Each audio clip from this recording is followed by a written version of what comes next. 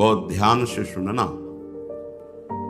ये 10 लक्षण जब प्रकट होने लगे तो जान लेना कि अब हमारा परम सौभाग्य उदय होने जा रहा है।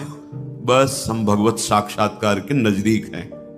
जब तक इन 10 लक्षणों में कमी दिखाई दे तो संभालो इन 10 लक्षणों को अपने जीवन में पक्का। इन 10 का पूर्ण होना मतलब भगवत साक्षात्कार को होना। सबसे पहला है धृति। किसी भी प्रकार का संकट, अपमान, विपरीतता, प्रतिकूलता, दुख आ जाए, पर जो हमने भगवत प्राप्ति का लक्ष्य लिया है, चाहे गृहस्थ हो या विरक्त हो, भगवत प्राप्ति का लक्ष्य लिया है, अब वो नहीं छूट सकता, चाहे कुछ भी हो जाए। पहला लक्षण स्वीकृति इसीलिए का है। कोई भी परिस्थिति, कोई भी विपरीतता, कोई भी अपमान हमारी स्वीकृति में अंतर नहीं डाल सकता। मृत्यु स्वीकार करना अच्छा है, पर स्वीकृति पे अंतर नहीं आना चाहिए। वही स्वीकृति भगवत प्राप्ति करा देगी। गोस्वामी जी बाद में सब बातें कह रहे, पहले कह रहे बिगड़ी जन्म अनेक की अब ही सुधरे आज। चाहे जितनी निंदा हो, अपमान हो, तिरस्कार हो, संकट आवे, विपत्ति आवे, परवाह नहीं, तो हर विपत्ति संपत्ति बन जाएगी।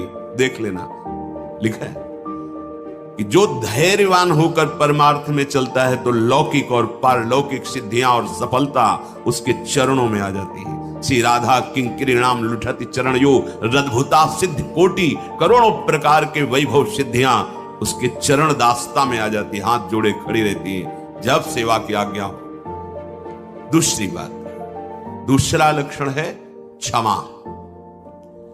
अपने साथ बुराई करने वाले को दंड देने दिलाने की पूरी शक्ति रहने पर भी उसको दंड देने या दिलाने की भावना मन में भी ना आए और उसके हर अपराध को सहकर यथोचित चेष्टा करे कि उसको सुख पहुंचे, उसे भगवत साक्षात्कार होता है, उसे क्षमा कहते हैं। करत जे अनशहन निंदक तिनहु पे अनुग्रह। ना इस लोक में तुम्हें दंड मिलेगा और ना परलोक में दंड मिलेगा। मेरे अपमान, मेरे निरादर, मेरी निंदा, मेरे तिरस्कार का तुम्हें कहीं दंड ना मिले। तुम्हारी बुद्धि शुद्ध हो, स्वस्थ रहो और भगवान प्रसन्न हो। ये है परमार्थ के पथिक का हृदय।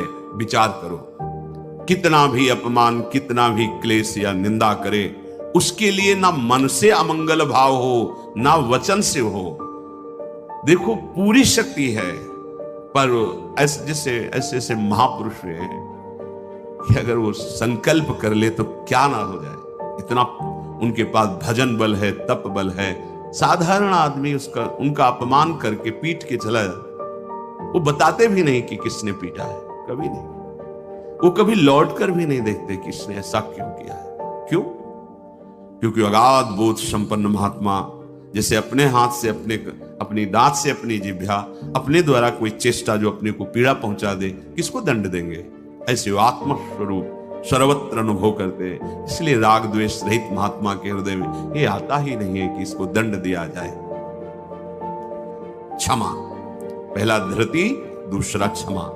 तीसरा है दम। दम कहते हैं इंद्रियों को विषयों से हटाकर प्रभु में लगाना। अगर नाम जप कर रहे हैं आप और आपका लक्ष्य है कि मुझे प्रभु के चरणारविंद की प्राप्ति करनी है, तो आप इंद्रियों का दमन स्वाभाविक कर लेंगे। बहुत सरलता, सहजता से इंद्रियों का दमन हो जाता है। हमारी स्वीकृति ठीक नहीं है, इसलिए जैसे एक दिन एकांतिक में चर्चा हुई थी, आप वैष्णव हैं, आप भगवत दासत्व के चिन्हों से युक्त हैं, आप भगवत प्राप्ति का मार्ग स्वीकार किए, चाहे गृहस्थ चाहे विरक्त। अब आपके सामने मांस परोसा जाए, आप खाएंगे? बिल्कुल ना, अंदर से ना बाहर से चेष्टा ही नहीं होगी। क्यों? क्योंकि आपकी स्वीकृति नहीं है। ठीक है, मदिरा